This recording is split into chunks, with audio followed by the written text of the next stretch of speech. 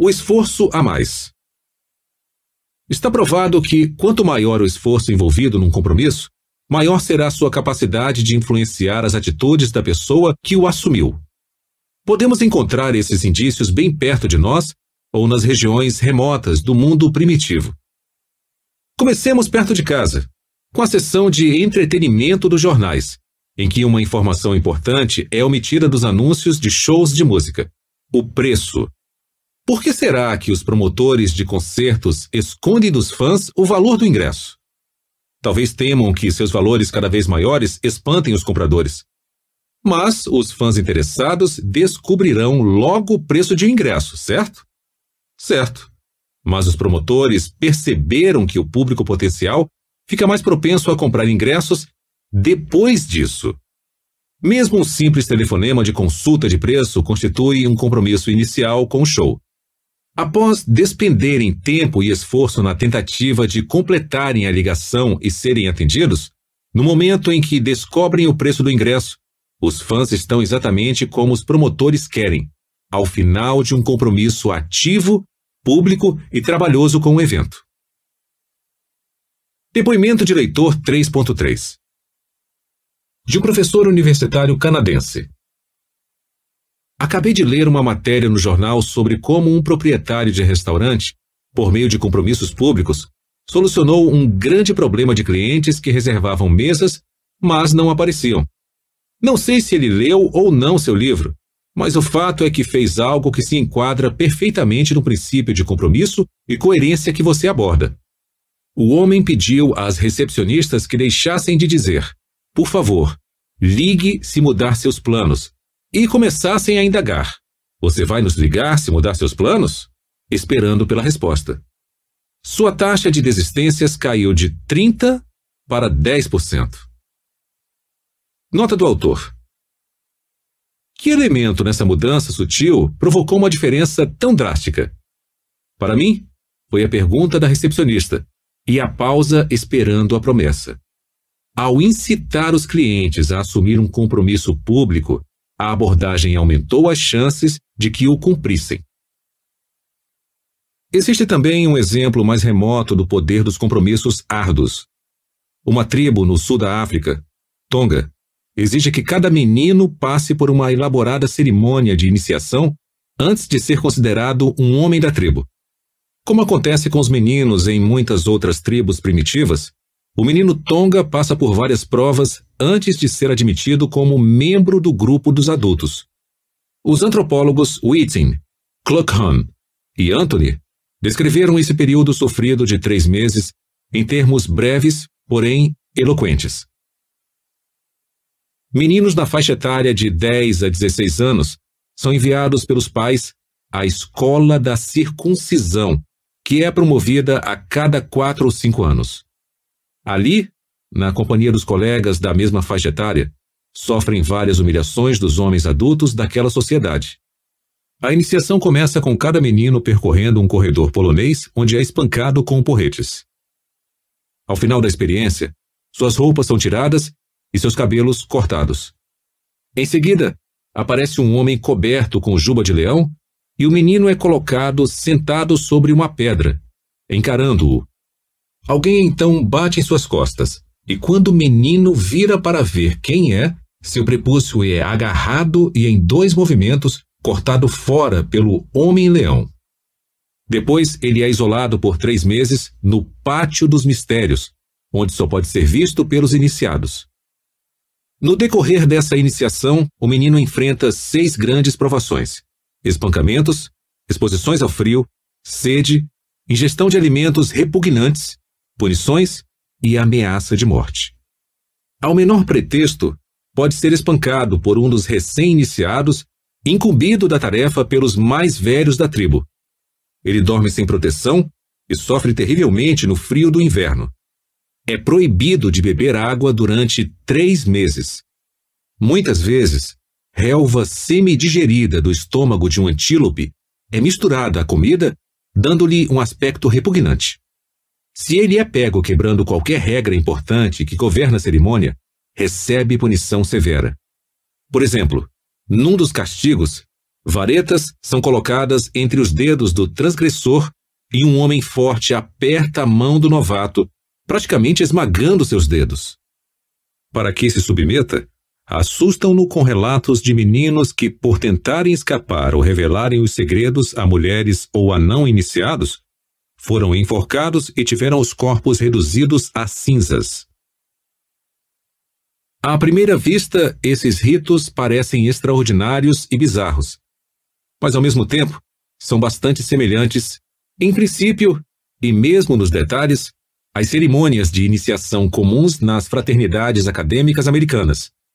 Durante a tradicional Semana Infernal, promovida todo ano nos campi das universidades, os candidatos às fraternidades precisam enfrentar uma série de atividades impostas pelos veteranos para testar os limites de esforço físico, tensão psicológica e constrangimento social. No final da semana, os rapazes que persistiram nos testes são aceitos como membros das fraternidades. Em geral, os únicos sinais deixados pelos trotes são um grande cansaço e um ligeiro abalo, embora às vezes os efeitos negativos sejam mais sérios. O mais interessante é a grande semelhança entre as tarefas específicas da Semana Infernal e os ritos da iniciação tribal. Lembre-se de que os antropólogos identificaram 6 grandes provas a serem suportadas por um iniciado Tonga durante sua permanência no Pátio dos Mistérios. Um exame das reportagens de jornais mostra que cada uma dessas provas também ocorre nos rituais de ingresso nas fraternidades americanas. Espancamentos.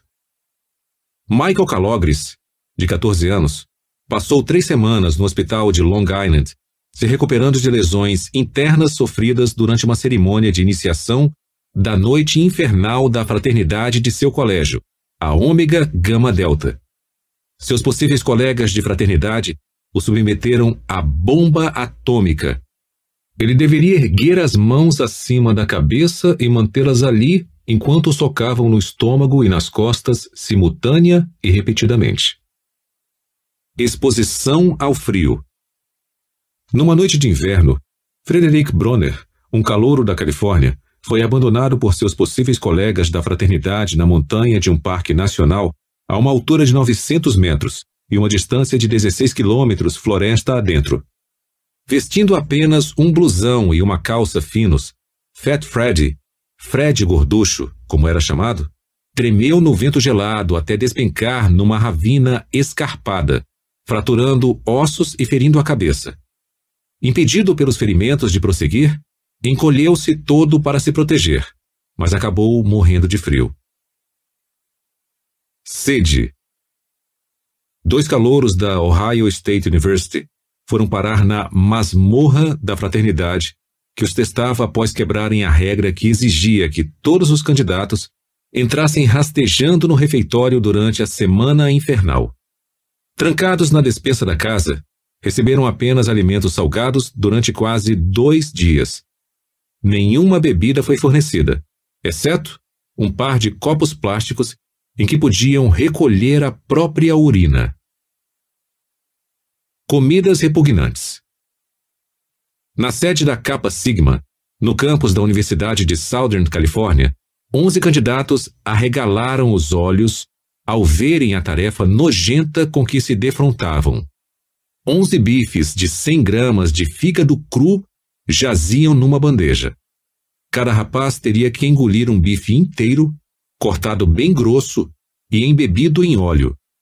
Com ânsia de vômito e engasgado, o jovem Richard Swanson falhou 3 vezes na tentativa. Determinado a ter sucesso, enfim conseguiu meter a carne oleosa na garganta, onde esta se alojou, engasgando-o, e apesar de todos os esforços para removê-la, o pobre rapaz acabou morrendo. Punições.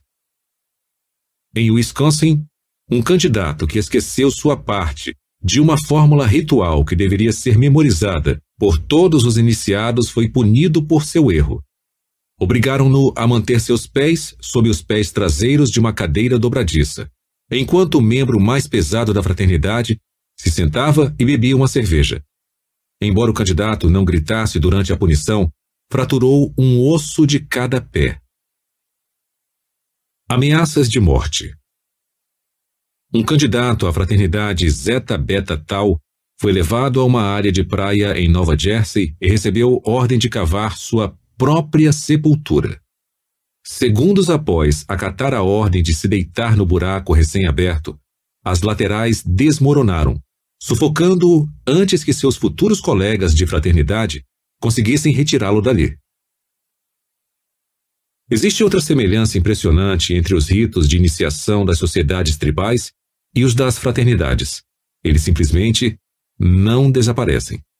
Resistindo a todas as tentativas de eliminação, essas práticas humilhantes vêm perdurando. As autoridades, na forma de governos coloniais ou administrações universitárias, tentaram ameaças, pressões sociais, ações legais, expulsões, subornos e proibições para persuadir os grupos a remover os riscos e as humilhações de suas cerimônias de iniciação. Nada disso teve sucesso. Pode até haver uma mudança enquanto a autoridade está vigiando de perto, mas costuma ser mais aparente do que real. Os trotes mais pesados continuam sendo praticados em segredo, esperando que a pressão desapareça para ressurgirem. Em alguns campi universitários, os dirigentes tentaram assumir o controle direto sobre os rituais de iniciação ou substituir os trotes perigosos por uma semana assistencial de serviço cívico. Quando essas tentativas não são contornadas às escondidas pelas fraternidades, são alvos da resistência física direta. Depois que Richard Swanson morreu engasgado na Southern California, o reitor da universidade impôs novas regras, exigindo que todas as atividades de admissão nas fraternidades fossem previamente aprovadas pelas autoridades da faculdade e que conselheiros adultos estivessem presentes durante as cerimônias de iniciação. De acordo com uma revista nacional, as novas regras desencadearam um tumulto tão violento que a polícia e o corpo de bombeiros temeram entrar no campus. Resignando-se com o inevitável, representantes de outras faculdades desistiram da possibilidade de abolir as degradações da Semana Infernal. Se os ritos de iniciação humilhantes são uma atividade humana universal e todos os sinais apontam para essa conclusão, dificilmente serão banidos. Se sua prática aberta for proibida, irão se tornar clandestinos. Não dá para proibir o sexo, não dá para proibir o álcool e, provavelmente, não dá para proibir os ritos de iniciação. O que torna as práticas humilhantes de iniciação tão valiosas para essas sociedades? O que faz com que os grupos tentem burlar, sabotar ou contestar qualquer esforço para banir os aspectos degradantes e perigosos de suas cerimônias de iniciação? Algumas pessoas argumentam que os próprios grupos são compostos de degenerados psicológicos ou sociais, cujas necessidades deturpadas exigem que colegas sejam prejudicados e humilhados. Os dados, porém, não respaldam esse ponto de vista. Estudos de traços de personalidade de membros de fraternidades, por exemplo, mostram que eles são até um pouco mais bem ajustados psicologicamente do que outros colegas. De forma semelhante, as fraternidades são conhecidas pela disposição em se envolver em projetos comunitários benéficos para a sociedade. O que essas fraternidades não estão dispostas a fazer, porém, é substituir suas cerimônias de iniciação por esses projetos. Uma pesquisa na Universidade de Washington descobriu que, dentre as fraternidades examinadas, a maioria tinha um tipo de tradição de semana assistencial, só que adicional à Semana Infernal. Somente em um caso esse serviço estava diretamente relacionado aos procedimentos de iniciação. O quadro que emerge dos perpetradores das práticas de iniciação é de indivíduos normais que tendem a ser psicologicamente estáveis e socialmente responsáveis, mas que se tornam implacáveis como grupo numa única ocasião, logo antes da admissão de novos membros à sociedade. Os indícios, então, apontam para a cerimônia como a real culpada. Deve haver algo em seus rigores que seja vital ao grupo, alguma função em sua crueldade que a sociedade lutará por preservar. O que seria? Acredito que a resposta tenha surgido em 1959, nos resultados de um estudo pouco conhecido fora do campo da psicologia social. Uma dupla de jovens pesquisadores, Elliot Aronson e Judson Mills, decidiu testar sua observação de que pessoas que passam por muitos contratempos ou sofrimentos para alcançarem algo tendem a valorizá-lo mais do que aquelas que obtêm a mesma coisa com um mínimo de esforço. A verdadeira inspiração foi sua escolha da cerimônia de iniciação como o melhor evento para examinar essa possibilidade. Eles descobriram que alunas universitárias que tiveram que suportar uma cerimônia de iniciação constrangedora para ingressarem no grupo de discussão de sexo se convenceram de que seu novo grupo e suas discussões eram extremamente valiosos, embora Aronson e Mills tivessem ensaiado os demais membros a serem os mais inúteis e desinteressantes possível. Outros colegas que passaram por uma cerimônia de iniciação mais leve ou não passaram por iniciação alguma mostraram bem menos confiança no grupo novo e inútil. Pesquisas adicionais revelaram os mesmos resultados quando os alunos tiveram que suportar dor em vez de constrangimento para ingressar no grupo. Quanto mais choques elétricos uma mulher recebia como parte da cerimônia de iniciação, mais convencida se mostrava depois de que seu novo grupo e suas atividades eram interessantes, inteligentes e desejáveis. Com isso, os constrangimentos, os esforços e até os espancamentos dos rituais de iniciação começam a fazer sentido.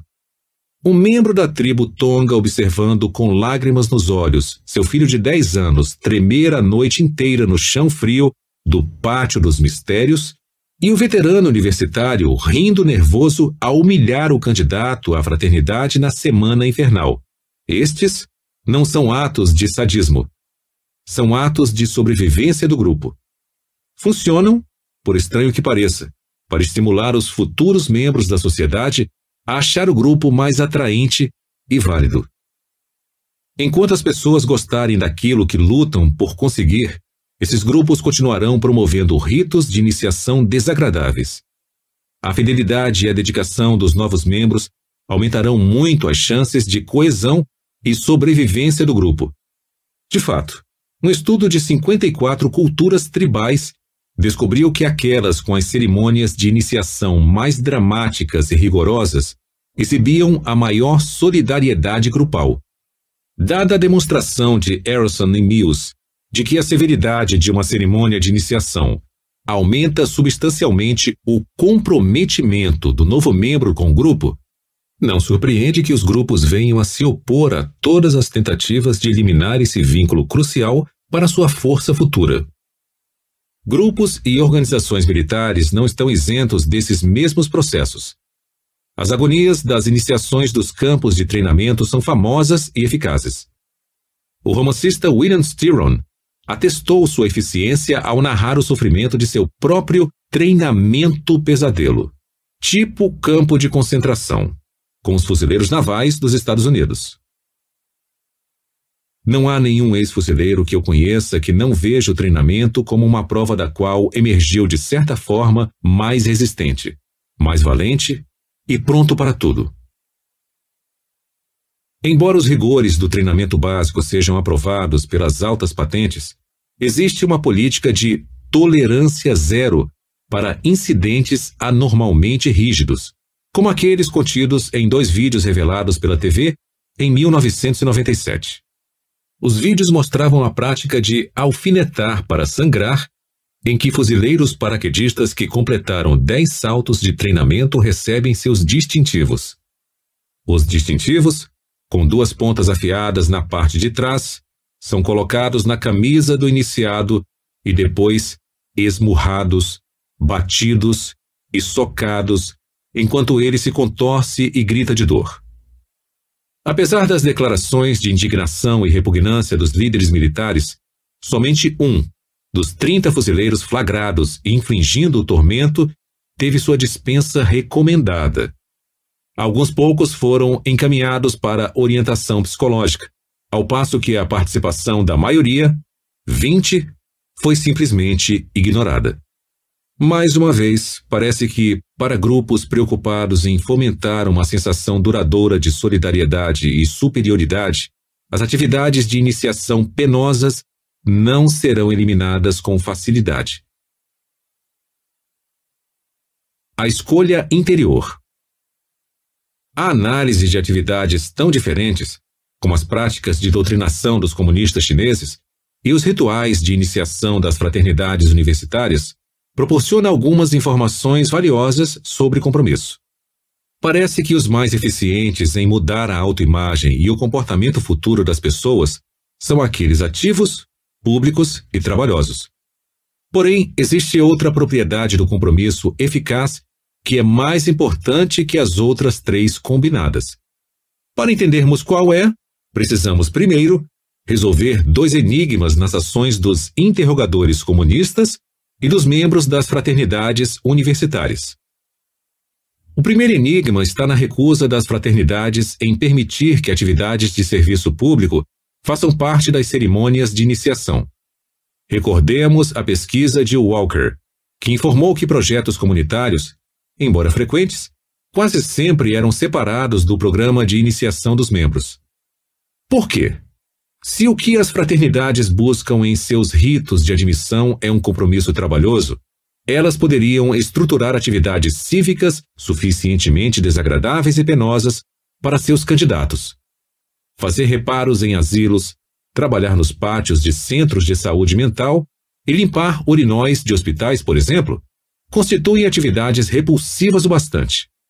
Além disso, esses tipos de tarefa de espírito comunitário contribuiriam para melhorar a imagem pública desfavorável dos ritos da Semana Infernal das Fraternidades. Uma pesquisa mostrou que, para cada matéria de jornal positiva envolvendo a Semana Infernal, havia 5 outras negativas.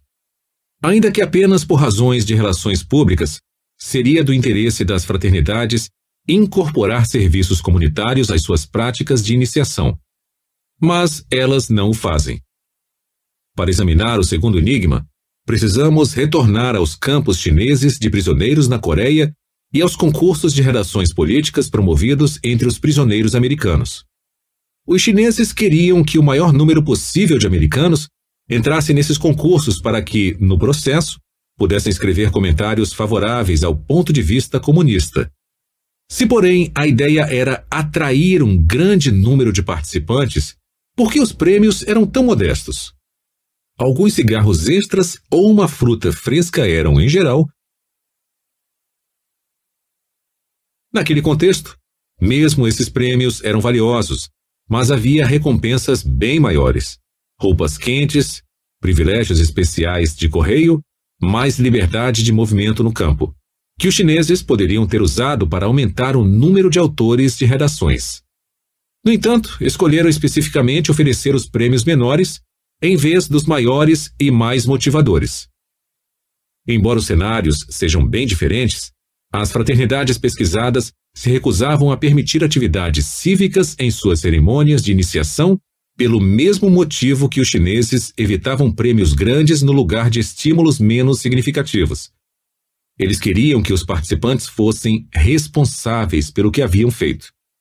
Nenhuma desculpa ou escapatória eram permitidas. Um candidato que sofreu uma iniciação penosa não poderia receber a chance de acreditar que agiu por motivos beneficentes. Um prisioneiro que pontilhou sua redação política com comentários anti-americanos não poderia minimizá-los por terem sido motivados pela grande recompensa. Não, as fraternidades e os comunistas chineses queriam compromissos permanentes. Não bastava extraí-los. Era preciso fazer com que aqueles homens assumissem a responsabilidade interior por suas ações. Os cientistas sociais descobriram que aceitamos a responsabilidade interior por um comportamento quando achamos que optamos por adotá-lo na ausência de pressão externa forte. Uma grande recompensa é uma pressão externa forte. Pode fazer com que realizemos certas ações, mas não fará com que aceitemos a responsabilidade interior pelos atos. Como resultado, não nos sentiremos comprometidos com eles. O mesmo vale para uma ameaça forte. Ela pode motivar a anuência imediata, mas dificilmente produzirá um compromisso de longo prazo. Tudo isso possui implicações importantes para a educação dos filhos. Sugere que nunca devemos subornar ou ameaçar fortemente as crianças para fazerem as coisas nas quais queremos que acreditem. É provável que essas pressões produzam uma anuência apenas temporária aos nossos desejos. Porém, se quisermos algo mais, se quisermos que nossos filhos acreditem na justeza do que fizeram, se quisermos que continuem repetindo o comportamento desejado quando não estivermos presentes para aplicar essas pressões exteriores, então precisamos fazer com que aceitem a responsabilidade interior pelas ações que esperamos que realizem. O experimento de Jonathan Friedman fornece algumas pistas sobre o que fazer e o que não fazer a esse respeito. Friedman queria ver se conseguia impedir que meninos do 2º ao 4º ano se distraíssem com um brinquedo fascinante só porque, umas 6 semanas antes, ele tinha dito que era errado. Quem costuma lidar com meninos de 7 a 9 anos entende a dificuldade da tarefa, mas Friedman contava com um plano. Se conseguisse primeiro fazer com que os meninos se convencessem de que era errado brincar com um brinquedo proibido, talvez aquela crença os impedisse de fazê-lo dali em diante. A dificuldade estava em convencer os meninos de que era errado se divertir com um brinquedo, um robô caríssimo com controle remoto. Friedman sabia que seria bastante fácil fazer com que um menino obedecesse temporariamente. Era só ameaçá-lo com graves consequências caso fosse flagrado brincando com o robô. Contanto que estivesse por perto para impor o castigo severo, Friedman achou que poucos meninos se arriscariam a desobedecê-lo. Estava certo. Após mostrar a um deles uma série de 5 brinquedos e alertar que é errado brincar com o robô, se você fizer isso, ficarei muito zangado e terei que tomar uma providência. Friedman deixava o aposento por alguns minutos. Durante aquele intervalo, os meninos eram observados por um espelho com um lado transparente. Friedman testou esse procedimento de ameaça com 22 meninos, e 21 deles não tocaram no robô durante sua ausência. Uma ameaça forte assim funcionou enquanto os meninos achavam que poderiam ser flagrados e punidos. Mas Friedman estava interessado mesmo em saber se a ameaça afetaria o comportamento dos meninos mais tarde, quando ele não estivesse mais por perto. Para descobrir o que aconteceria, enviou uma jovem de volta à escola cerca de 6 semanas depois. Ela levou cada menino para fora da sala de aula a fim de participarem de um experimento. Sem mencionar qualquer ligação com Friedman, conduziu-os de volta à sala contendo os 5 brinquedos e entregou-lhes um teste de desenho. Enquanto dava nota ao teste, informou aos meninos que poderiam pegar qualquer brinquedo da sala. Claro que quase todos os meninos brincaram com algum brinquedo. O resultado interessante foi que, dos meninos que escolheram algum brinquedo, 77% optaram por brincar com o robô, que havia sido proibido antes. A ameaça severa de Friedman, tão eficaz 6 semanas antes, foi quase totalmente inócua quando ele não estava mais lá para reforçá-la com a punição. Friedman, porém, ainda não havia terminado. Ele mudou um pouco seu procedimento com uma segunda amostra de meninos. Também aqueles meninos mostrou inicialmente o conjunto de 5 brinquedos e alertou que não brincassem com o robô durante sua breve ausência da sala porque é errado brincar com ele. Dessa vez, Friedman não fez nenhuma ameaça forte para que os meninos obedecessem. Apenas deixou a sala e observou pelo espelho transparente se sua instrução de não brincar com o brinquedo foi suficiente. Ela foi. Como ocorreu com outro grupo, somente um dos 22 meninos tocou no robô durante o breve intervalo em que Friedman se ausentou. A diferença real entre as duas amostras de meninos surgiu 6 semanas depois, quando tiveram uma chance de brincar com os brinquedos sem que Friedman estivesse por perto. Um fato surpreendente aconteceu com os meninos que não haviam sido fortemente ameaçados. Quando tiveram a liberdade de brincar com qualquer brinquedo desejado, a maioria evitou o robô, embora fosse de longe o mais atraente dos 5 brinquedos disponíveis. Os outros eram um submarino de plástico barato, uma luva de beisebol infantil, sem a bola, um rifle e um trator. Quando aqueles meninos brincaram com algum dos 5 brinquedos, somente 33% escolheram o robô. Algo expressivo havia acontecido com ambos os grupos. Para o primeiro, foi a ameaça severa com que Friedman reforçou sua afirmação de que brincar com o robô era errado. Ela havia sido bem eficaz enquanto Friedman pudesse flagrá-los violando sua regra. Mais tarde, porém, quando já não estava mais presente para observar o comportamento dos meninos, sua ameaça foi impotente e sua regra foi, portanto, ignorada. Parece claro que a ameaça não ensinara aos meninos que mexer no robô era errado, mas apenas que não convinha fazê-lo enquanto existisse a possibilidade de punição. Para os outros meninos, o evento expressivo veio de dentro, não de fora. Friedman também os havia instruído que brincar com o robô era errado, mas não acrescentara nenhuma ameaça de punição a quem o desobedecesse. Houve 2 resultados importantes. Primeiro, a instrução de Friedman sozinha foi suficiente para impedir que os meninos operassem o robô enquanto se ausentou da sala. Segundo, os meninos assumiram a responsabilidade pessoal por sua escolha de não mexerem no robô durante aquele período. Concluíram que não haviam brincado com ele porque eles não quiseram. Afinal, não existiam punições severas associadas ao brinquedo para explicar sua conduta. Assim, semanas depois, quando Friedman já não estava por lá, continuaram ignorando o robô porque tinham sido internamente levados a acreditar que não queriam brincar com ele.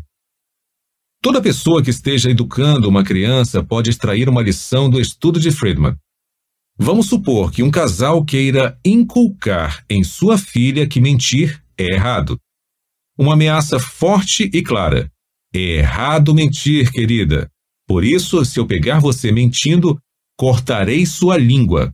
Poderia ser bastante eficaz quando os pais estivessem presentes ou a menina achasse que poderia ser descoberta. Porém, não atingiria o objetivo maior de convencê-la de que ela não quer mentir, porque ela mesma pensa que é errado. Para isso é preciso uma abordagem bem mais sutil. Faz-se necessário dar um motivo que seja forte o bastante para estimulá-la a ser honesta na maioria das vezes, mas não tão forte a ponto de ser visto como a razão óbvia de sua honestidade. Não é tão fácil assim, porque esse motivo ligeiramente suficiente muda de criança para criança. Para uma criança, um simples pedido talvez baste. É ruim mentir, querida. Por isso espero que você não faça isso. Para outra, talvez seja necessário acrescentar um motivo um pouco mais forte. Porque se você mentir, ficarei decepcionado com você. Para uma terceira criança, uma forma branda de advertência pode ser necessária também. E eu provavelmente terei que fazer algo bem desagradável. Pais sensatos saberão qual tipo de motivo funcionará com seus filhos. O importante é usar um motivo que produza de cara o comportamento desejado, ao mesmo tempo que permita a criança assumir a responsabilidade pessoal por aquela conduta. Desse modo, quanto menos pressão externa detectável aquele motivo contiver, mais eficaz ele será. Selecionar o motivo certo não é uma tarefa fácil para os pais, mas o esforço valerá a pena. Provavelmente significará a diferença entre uma obediência efêmera e o compromisso de longo prazo. Como Samuel Butler escreveu mais de 300 anos atrás, aquele que concorda contra sua vontade continua com a mesma opinião. Pernas para se sustentar. Por 2 motivos já mencionados, os profissionais da persuasão adoram compromissos que produzem mudanças interiores. Primeiro, essa mudança não é apenas específica à situação em que primeiro ocorreu. Ela abrange uma série de situações análogas também. Segundo, os efeitos da mudança são duradouros. Portanto, uma vez que as pessoas tenham sido induzidas a tomar atitudes que mudam suas autoimagens para, digamos, as de cidadãos de espírito comunitário, estarão inclinadas a exibir esse comportamento numa variedade de outras circunstâncias, em que seu consentimento também possa ser desejado. E elas tenderão a manter sua conduta por muito tempo, enquanto perdurar a nova autoimagem. Existe outro atrativo nos compromissos que levam à mudança interior. Eles desenvolvem suas próprias pernas. O profissional da persuasão não precisa realizar um esforço dispendioso e constante para reforçar a mudança. A pressão pela coerência dará conta do recado. Depois que as pessoas passam a se considerar cidadãos de espírito comunitário, automaticamente começarão a ver as coisas de modo diferente. Elas irão se convencer de que é a maneira correta de ser e passarão a prestar atenção em fatos que não haviam observado antes sobre o valor do serviço comunitário. Estarão dispostas a ouvir argumentos a favor da ação cívica que não ouviriam antes e vão achá-los mais persuasivos do que antes. Em geral, por conta das necessidades de serem coerentes com seu sistema de crenças, estarão convictas de que sua opção de tomar atitudes de espírito comunitário foi acertada. O importante nesse processo de gerar motivos adicionais para justificar o compromisso é que os motivos são novos. Desse modo, mesmo que o motivo original da conduta de espírito cívico fosse retirado, esses motivos recém-descobertos poderiam ser suficientes para respaldar as percepções de que uma pessoa se comportou de maneira correta. A vantagem para um profissional da persuasão inescrupuloso é imensa. Como desenvolvemos novos suportes para as escolhas com que nos comprometemos, o indivíduo explorador pode nos oferecer um estímulo para que façamos determinada escolha. Depois de tomada a decisão, ele pode remover aquele estímulo, sabendo que nossa decisão provavelmente se sustentará em suas próprias pernas recém-criadas. Concessionárias de automóveis com frequência tentam se beneficiar desse processo por um artifício que chamam de técnica da bola baixa, em que um custo é subestimado de propósito. Deparei pela primeira vez com ela quando me passava por trainee de vendas numa loja da Chevrolet. Após uma semana de instrução básica, fui autorizado a observar os vendedores em ação e a técnica logo chamou a minha atenção. Para certos clientes, um carro é oferecido a um preço muito bom, talvez até $400 abaixo dos preços dos concorrentes. A pechincha, porém, não é genuína. O revendedor não pretende honrar aquele valor.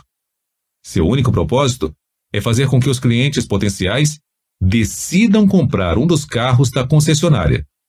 Uma vez tomada a decisão, uma série de atividades desenvolvem o sentimento de compromisso pessoal do cliente com o carro. Vários formulários de compra são preenchidos. Condições de financiamento são providenciadas. Às vezes, o cliente é encorajado a dirigir aquele carro por um dia antes de assinar o contrato, para que possa testá-lo e mostrá-lo à vizinhança e no trabalho, etc. O revendedor sabe que durante esse período, os clientes desenvolvem um conjunto de novos motivos para respaldar sua opção e justificar os investimentos já feitos. Então, algo acontece. Um erro nos cálculos é descoberto. Talvez o vendedor tenha se esquecido de acrescentar o custo do ar-condicionado e, se o cliente fizer questão dele, terá que pagar mais $400.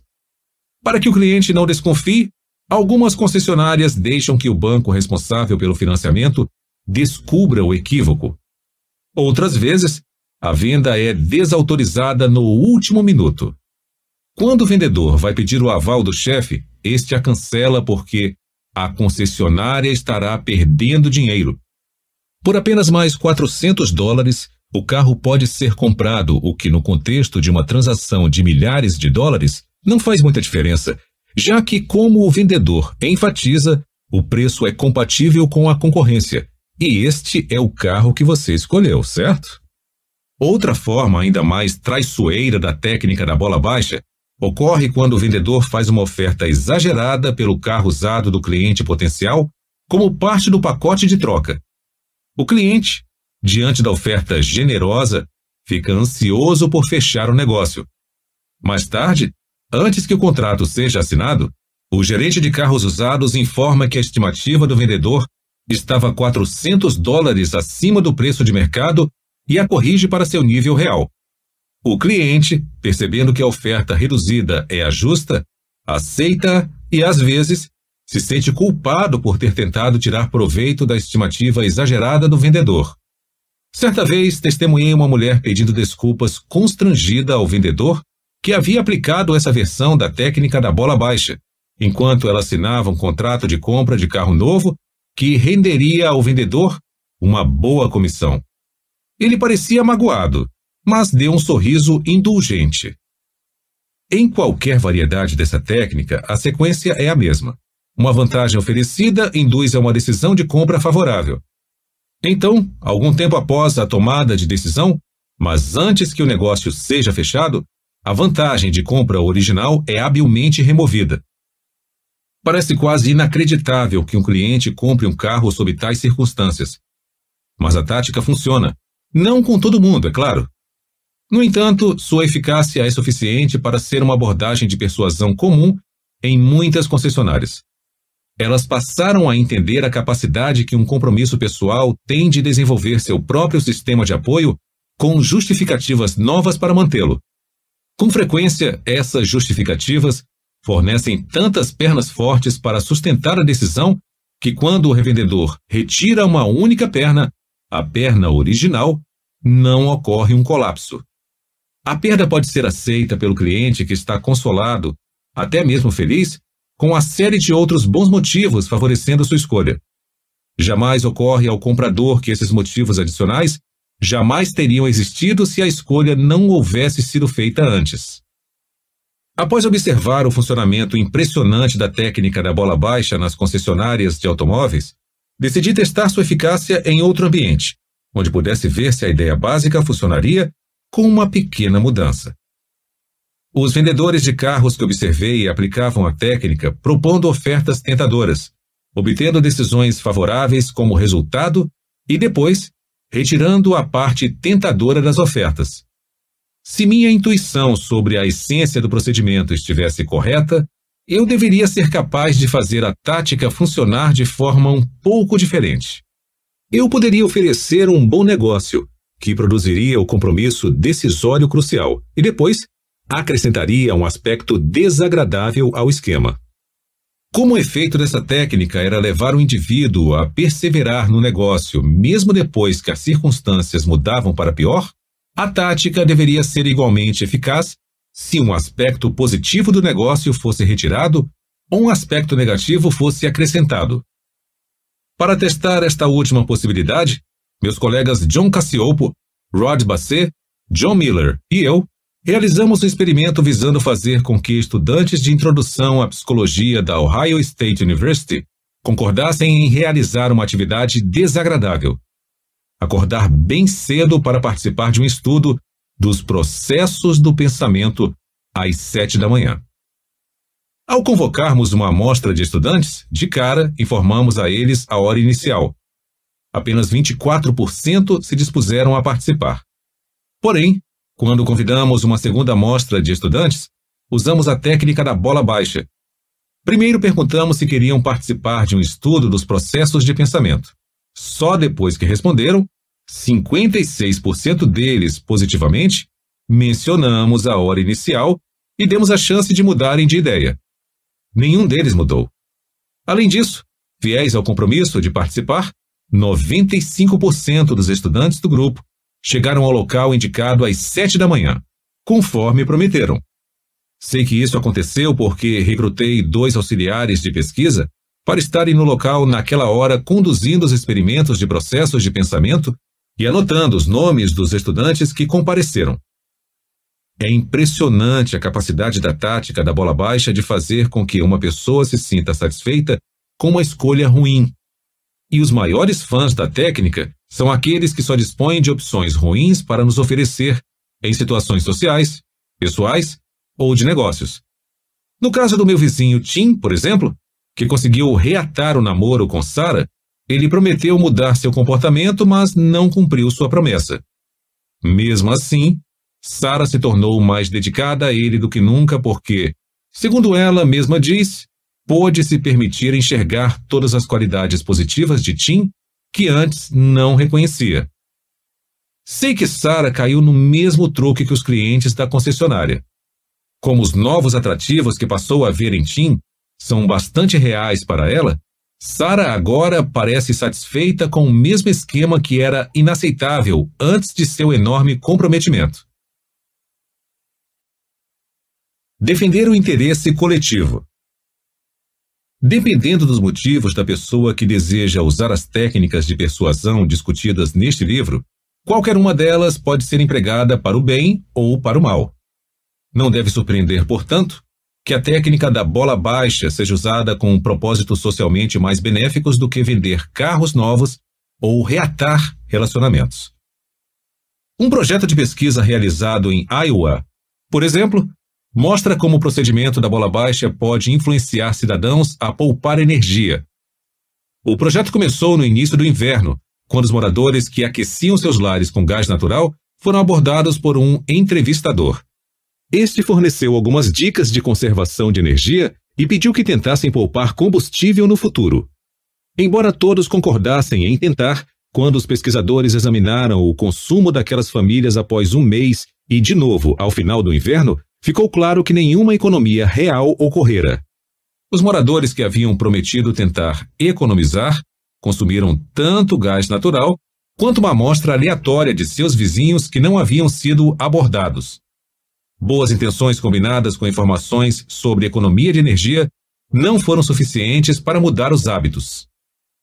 Mesmo antes do início do projeto, Pollack e sua equipe de pesquisa haviam reconhecido que algo mais seria necessário para mudar os padrões arraigados de consumo de energia. Assim, tentaram um procedimento ligeiramente diferente com uma amostra semelhante de usuários de gás natural.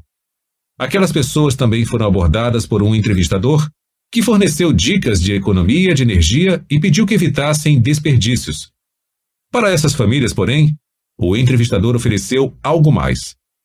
Os moradores que concordassem com o pedido teriam seus nomes divulgados em artigos num jornal, listados como cidadãos de espírito coletivo poupadores de energia. O efeito foi imediato. Um mês depois, quando as empresas de gás verificaram os medidores, os moradores daquela amostra haviam poupado em média 12 metros cúbicos de gás natural por residência. A possibilidade de ver seus nomes no jornal tinha motivado aquelas pessoas pelo período de um mês. Depois, o tapete foi puxado. Os pesquisadores retiraram a razão que inicialmente levou as pessoas a economizar gás. Cada família a qual haviam prometido publicidade recebeu uma carta informando que não seria mais possível divulgar seu nome. Ao final do inverno, a equipe de pesquisa examinou o efeito da carta sobre o consumo de gás natural daquelas famílias. Teriam retornado aos seus antigos hábitos perdulários quando a chance de aparecer no jornal foi removida? Nada disso. Para cada um dos meses restantes de inverno, aquelas famílias economizaram mais gás do que durante o período em que pensaram que seriam publicamente elogiadas. Em termos de porcentagem de energia poupada, haviam economizado 12,2% de gás durante o primeiro mês, porque esperavam ver seus nomes no jornal. Porém, após a chegada da carta informando o contrário, não retornaram aos seus níveis anteriores de consumo de energia. Em vez disso, aumentaram sua economia para um nível de 15,5% pelo resto do inverno. Embora jamais possamos estar totalmente seguros dessas coisas, uma explicação para seu comportamento persistente se apresenta de imediato. Aquelas pessoas haviam sido induzidas pela técnica da bola baixa a um compromisso de economia mediante uma promessa de publicidade no jornal. Uma vez assumido, ele começou a gerar seu próprio reforço. Os moradores passaram a adquirir hábitos novos de consumo de energia, sentir-se bem com seus esforços de espírito coletivo, convencer-se da necessidade vital de reduzir a dependência americana em relação ao combustível estrangeiro, gostar da redução nas contas de gás, orgulhar-se de seu espírito de sacrifício e, mais importante, ver-se como pessoas conscientes da necessidade de conservar energia. Com todas essas novas razões para justificar o compromisso de poupar, é natural que este permanecesse firme, mesmo depois que o motivo original, a publicidade no jornal, havia sido removido. Por incrível que pareça, quando o fator publicidade se tornou indisponível, aquelas famílias não apenas mantiveram o esforço de poupar combustível, mas o aumentaram. Várias interpretações poderiam ser oferecidas para esse empenho ainda maior, mas tem uma favorita. De certo modo, a oportunidade da publicidade no jornal havia impossibilitado os moradores de se responsabilizarem plenamente por seus compromissos conservacionistas. De todos os motivos apoiando a decisão de poupar energia, foi o único com origem externa, o único que impedia que os moradores pensassem que estavam poupando gás porque acreditavam naquilo. Assim, a chegada da carta cancelando a promessa de publicidade removeu o único obstáculo à sua imagem como cidadãos preocupados em poupar energia. Essa autoimagem nova e incondicional os levou a patamares ainda maiores de economia. Assim como Sara, parece que se comprometeram com uma escolha por meio de um incentivo inicial e aumentaram ainda mais a dedicação após o incentivo ter sido removido. Anexo 3.1. Técnica da bola baixa para o longo prazo. Veja a imagem no PDF que acompanha este audiolivro. Nesta ilustração da pesquisa de energia de Iowa, podemos ver como o esforço inicial pela economia de gás se baseava na promessa de publicidade, no topo. Em pouco tempo, esse compromisso fez surgirem espontaneamente novos apoios, permitindo à equipe de pesquisa lançar sua bola baixa, no meio. A consequência foi um nível persistente de economia que se manteve firme sobre as próprias pernas depois que o incentivo inicial da publicidade foi derrubado, embaixo. Defesa. A única defesa eficaz contra as armas de influência corporificadas nos princípios combinados do compromisso e da coerência é uma consciência de que, embora a coerência costume ser positiva, até vital, existe uma variedade tola e rígida a ser evitada. Precisamos estar atentos para a tendência de sermos automática e impensadamente coerentes, porque assim ficamos expostos às manobras daqueles que querem explorar a sequência mecânica, compromisso, coerência, visando lucro. Já que a coerência automática é tão útil, permitindo quase sempre uma forma de comportamento econômica e apropriada, não podemos decidir eliminá-la de nossa vida. Os resultados seriam desastrosos. Se, em vez de nos comportarmos automaticamente, movidos pelas decisões e ações anteriores, parássemos para refletir sobre os méritos de cada ação nova antes de realizá-la, jamais teríamos tempo para alcançar algo significativo. Precisamos mesmo daquele tipo perigoso e mecânico de coerência. Portanto, a única saída para o dilema é saber quando a coerência tem grandes chances de nos levar a uma escolha ruim. Existem certos sinais, dois tipos distintos, para nos alertar. Registramos cada tipo numa parte diferente de nosso corpo. Sinais no estômago. O primeiro sinal é fácil de reconhecer. Ele ocorre bem na boca do estômago, quando percebemos que fomos induzidos a concordar com um pedido que sabemos que não queremos satisfazer. Aconteceu comigo centenas de vezes. Um caso especialmente inesquecível, porém, ocorreu numa noite de verão, bem antes que eu começasse a estudar as táticas de persuasão. Alguém tocou a campainha, e ao abrir a porta, encontrei uma jovem estonteante trajando short e uma frente única reveladora. Observei, porém, que carregava uma prancheta e estava pedindo que eu participasse de uma pesquisa. Querendo impressionar, concordei e admito. Distorci a verdade nas respostas à entrevista de modo a passar a impressão mais positiva possível. Nossa conversa transcorreu assim. Jovem estonteante. Oi, estou fazendo uma pesquisa sobre os hábitos de entretenimento dos moradores da cidade e gostaria de saber se o senhor poderia responder umas perguntinhas. Cialdini. Claro, pode entrar. J.E. Obrigada. Vou me sentar aqui e começar. Quantas vezes por semana o senhor janta fora? C.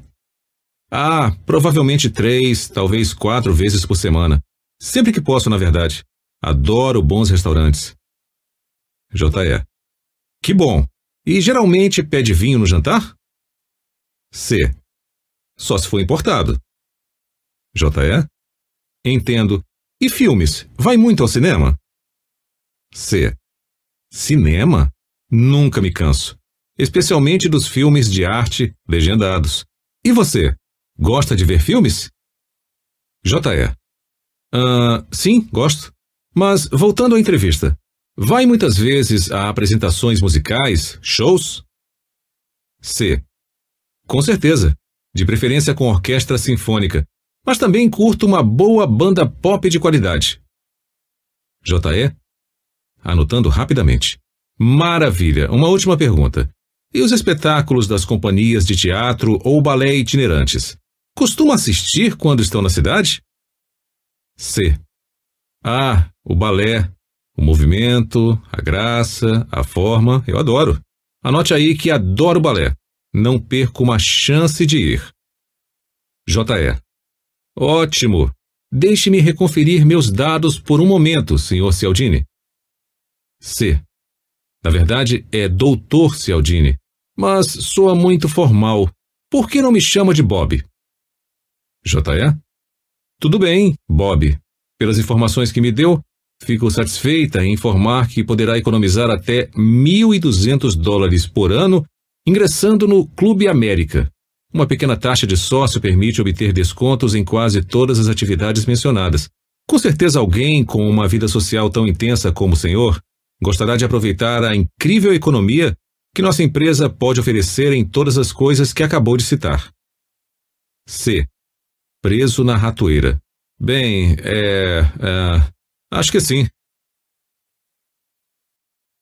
Lembro que senti meu estômago contrair enquanto eu balbuciava minha concordância.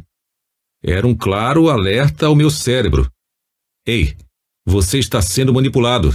Mas eu não conseguia ver uma saída. Havia sido encurralado por minhas próprias palavras. Recusar a oferta àquela altura significaria enfrentar duas alternativas desagradáveis. Se eu tentasse me safar afirmando que não era realmente o homem sofisticado que aleguei ser durante a entrevista, ficaria com imagem de mentiroso. Se tentasse me esquivar sem aquela alegação, pareceria um idiota por não querer economizar $1.200. Comprei o pacote de entretenimento, mesmo sabendo que eu havia sido enganado. A necessidade de ser coerente com o que eu já tinha dito me colocou numa cilada. Isso já não acontece mais. Hoje costumo dar ouvidos ao estômago e descobri um modo de lidar com as pessoas que tentam aplicar o princípio da coerência contra mim. Apenas digo exatamente o que estão fazendo. Essa tática se tornou o meu contra-ataque perfeito. Sempre que meu estômago diz que eu seria um idiota se concordasse com determinado pedido, apenas por querer ser coerente com um compromisso anterior a que fui induzido, transmito essa mensagem ao solicitante. Não tento negar a importância da coerência. Em vez disso, aponto para o absurdo da coerência estúpida. Se em resposta, o solicitante se encolhe com sentimento de culpa ou recua com perplexidade, fico satisfeito. Eu venci. Um explorador perdeu. Às vezes imagino como reagiria se aquela jovem estonteante de anos atrás tentasse me vender a adesão a um clube de entretenimento. Tenho tudo na ponta da língua. Toda a interação seria a mesma, exceto o final. J.E. Com certeza alguém com uma vida social tão intensa como o senhor gostará de aproveitar as incríveis economias que nossa empresa pode oferecer em todas as coisas que acabou de citar. C. Com muita segurança. Nada disso. Veja bem, reconheço o que aconteceu aqui. Sei que sua história de realizar uma pesquisa não passa de um pretexto para fazer com que as pessoas revelem com que frequência costumam sair e que, sob tais circunstâncias, existe uma tendência natural a exagerar. E me recuso a permitir ser aprisionado numa sequência mecânica de compromisso e coerência quando sei que está me levando na direção errada. Nada de clique zoom comigo. J.E. Hã?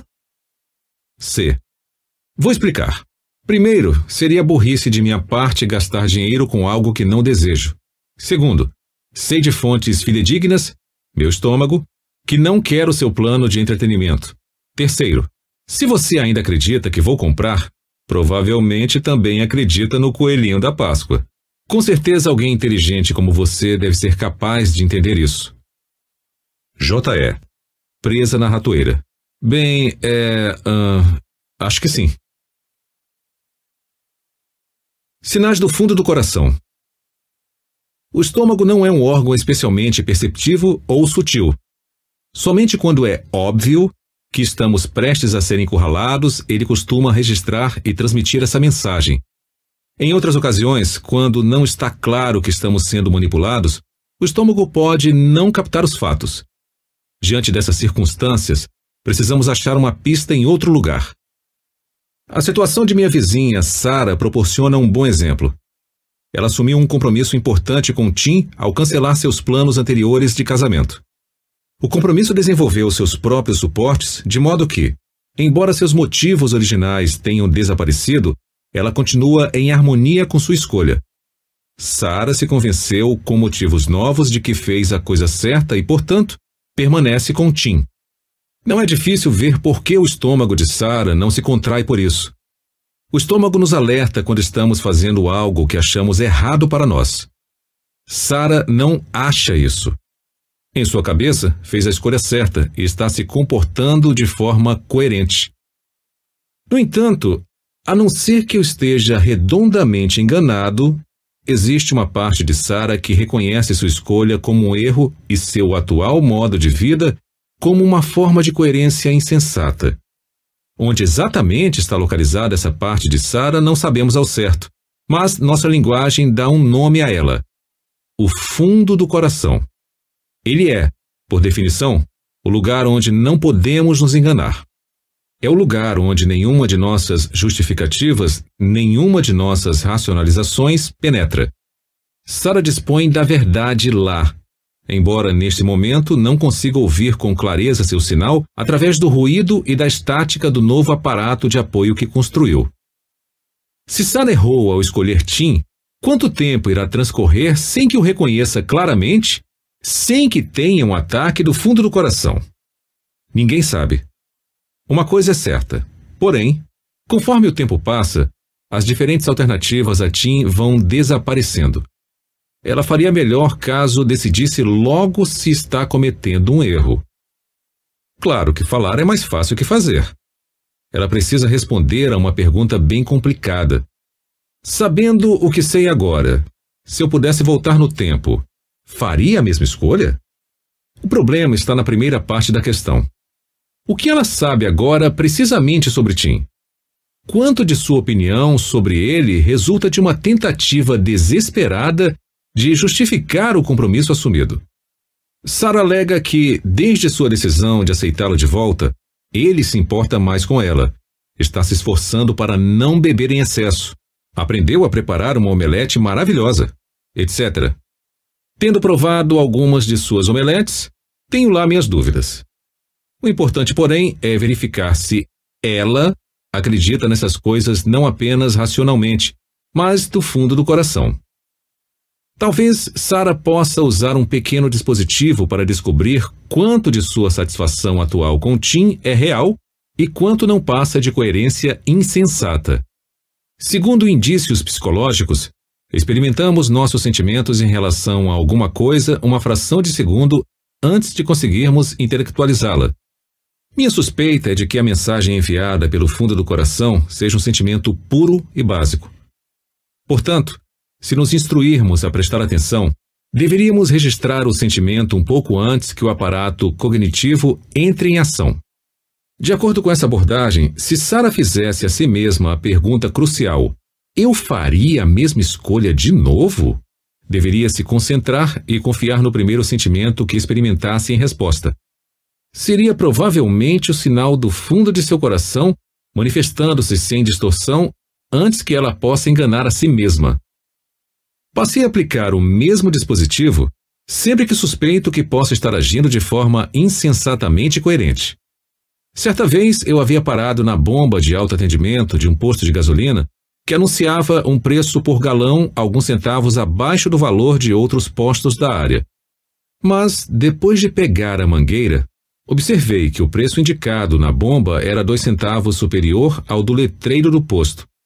Quando mencionei a diferença a um atendente, que mais tarde descobri ser o dono do posto, ele murmurou, sem me convencer, que o preço havia mudado alguns dias antes e não tivera tempo de corrigir o erro. Pensei no que fazer. Algumas razões para ficar vieram à mente. Preciso muito de gasolina.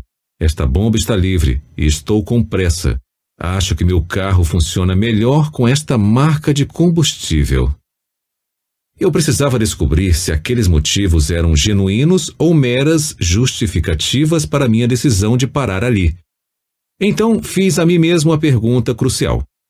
Sabendo o que sei sobre o verdadeiro preço desta gasolina, se eu pudesse voltar no tempo, faria a mesma escolha de novo? Concentrando-me no primeiro lampejo de impressões sentidas, a resposta foi clara e inequívoca. Eu não teria parado ali. Reconheci então que, sem a vantagem do preço, aquelas outras razões não me atrairiam para o posto em questão.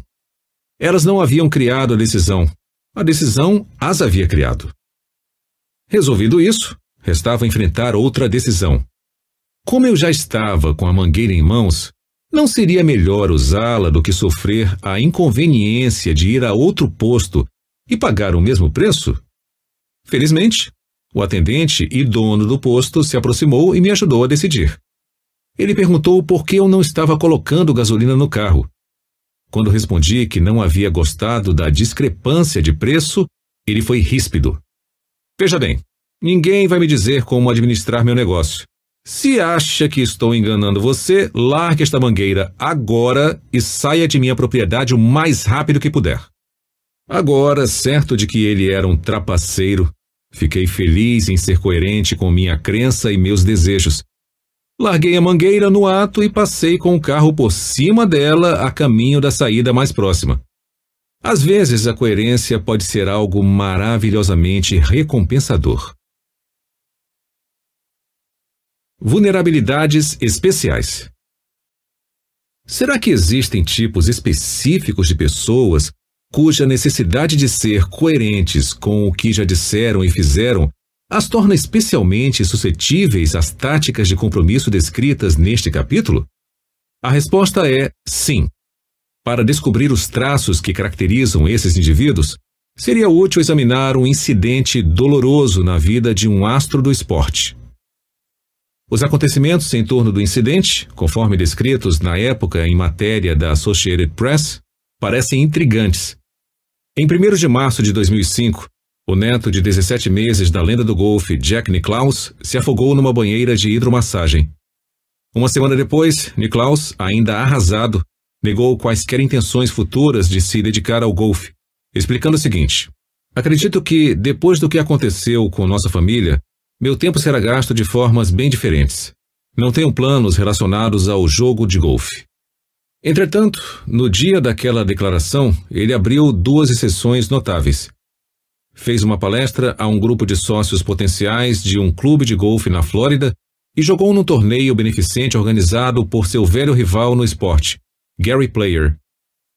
O que foi tão poderoso para afastar Nicklaus da família em luto e atraí-lo a eventos que só podiam ser vistos como frívolos se comparados com aquele que estava compartilhando com seus entes queridos? Você assume compromissos, ele disse, e precisa honrá-los. Sua resposta foi direta assim. Embora os pequenos eventos possam ter sido irrelevantes diante do quadro mais amplo, os compromissos que assumiu concordando em participar decididamente não eram irrelevantes, ao menos para ele. Mas por que os compromissos do Sr. Nicklaus eram tão importantes para ele? Ele possuía traços que o impeliam para uma forma extremada de coerência? Na verdade, possuía 2. Tinha 65 anos e era americano. Idade. Não surpreende que pessoas com tendência particularmente forte para a coerência em suas atitudes e ações costumem ser vítimas das táticas de influência baseadas nesse princípio. De fato, realizei uma pesquisa que desenvolveu uma escala para medir a preferência pela coerência e descobri exatamente isso. Os indivíduos que mostraram um grau alto de preferência pela coerência se mostraram mais dispostos a satisfazer um solicitante que usasse a técnica do pé na porta ou da bola baixa. Talvez o mais surpreendente seja que, num estudo complementar envolvendo voluntários de 18 a 80 anos, descobrimos que a preferência pela coerência aumentava com a idade e que nossas cobaias, de mais de 50 anos, exibiram a maior inclinação por coerência com seus compromissos anteriores. Acredito que essa descoberta possa explicar o cumprimento das promessas anteriores feitas por Jack Nicklaus, de 65 anos, mesmo em face de uma tragédia familiar diante da qual poderia perfeitamente descumpri-las.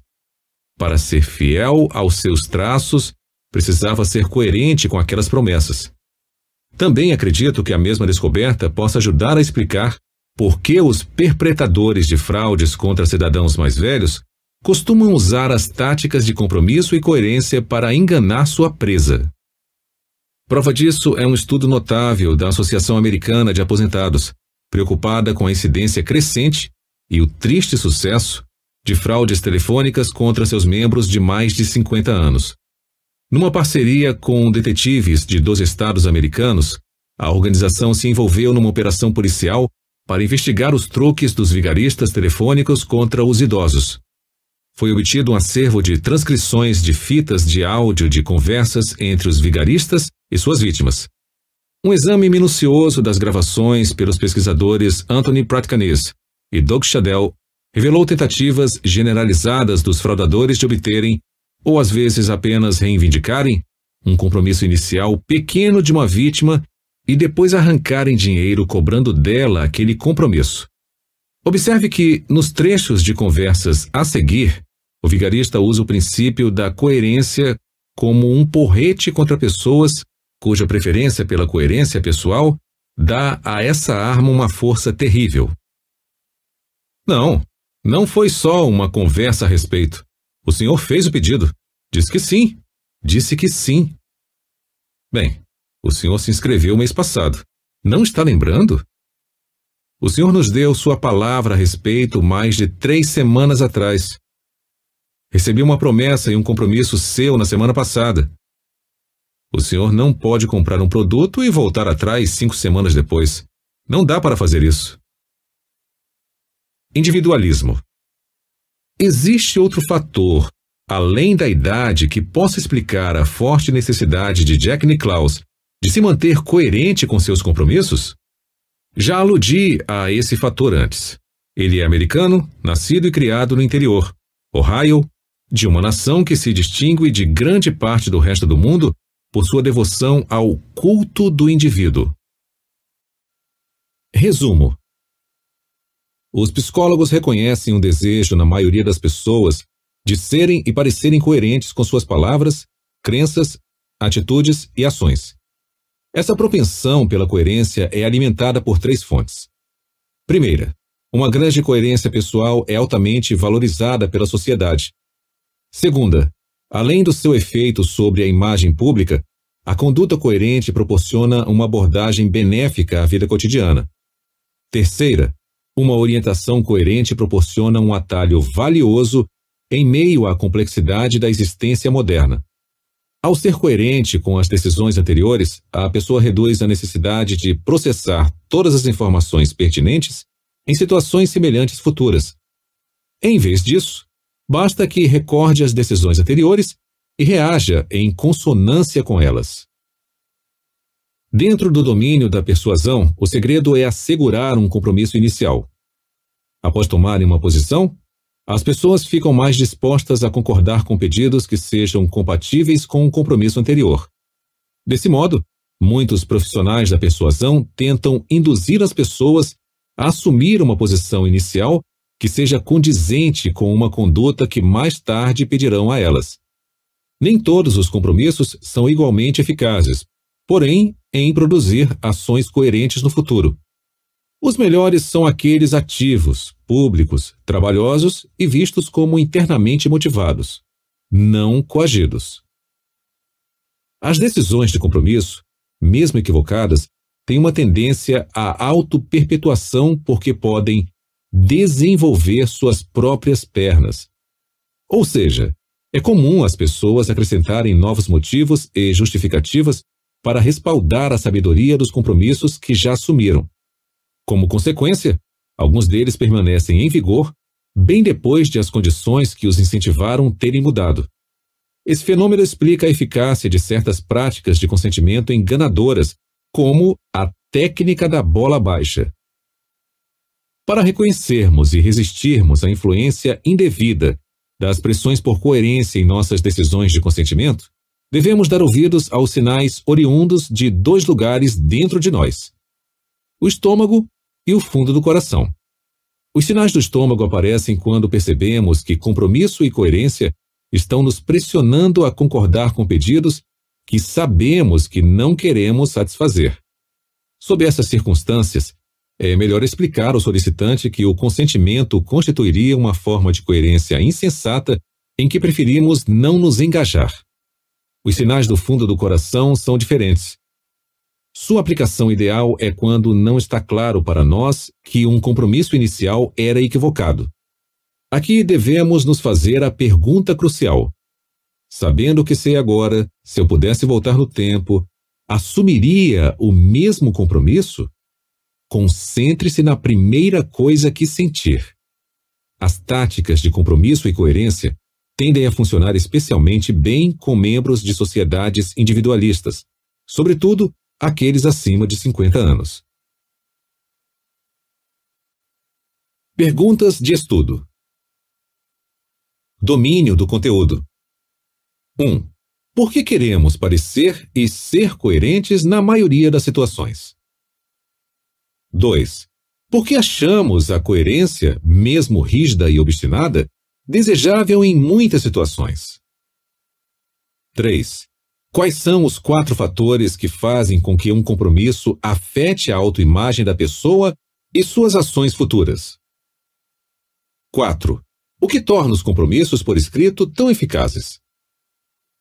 5. Qual é a relação entre a tática de consentimento da bola baixa e o termo desenvolver suas próprias pernas? Pensamento crítico. 1. Suponha que você esteja aconselhando soldados americanos sobre como evitar pressões pela coerência, como aquelas usadas para obter a colaboração dos prisioneiros de guerra durante a Guerra da Coreia.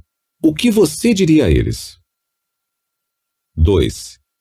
Referindo-se à extrema fidelidade dos proprietários de motocicletas Harley-Davidson, um comentarista observou: se você consegue persuadir seus clientes a tatuarem seu nome no peito, provavelmente nunca precisará temer que mudem de marca. Explique por que isso seria verdade. Em sua resposta, faça referência a cada um dos 4 fatores que maximizam o poder de um compromisso em ações futuras. 3. Imagine que você esteja desmotivado para estudar para uma prova importante daqui a menos de uma semana. Explorando seu conhecimento do processo de compromisso, descreva o que você faria para se encorajar a estudar o tempo necessário. Explique por que as ações que você escolheu deverão funcionar. 4. Pense na grande cerimônia tradicional de casamento que caracteriza a maioria das culturas. Quais aspectos desse tipo de evento podem ser vistos como dispositivos de compromisso para o casal e suas famílias?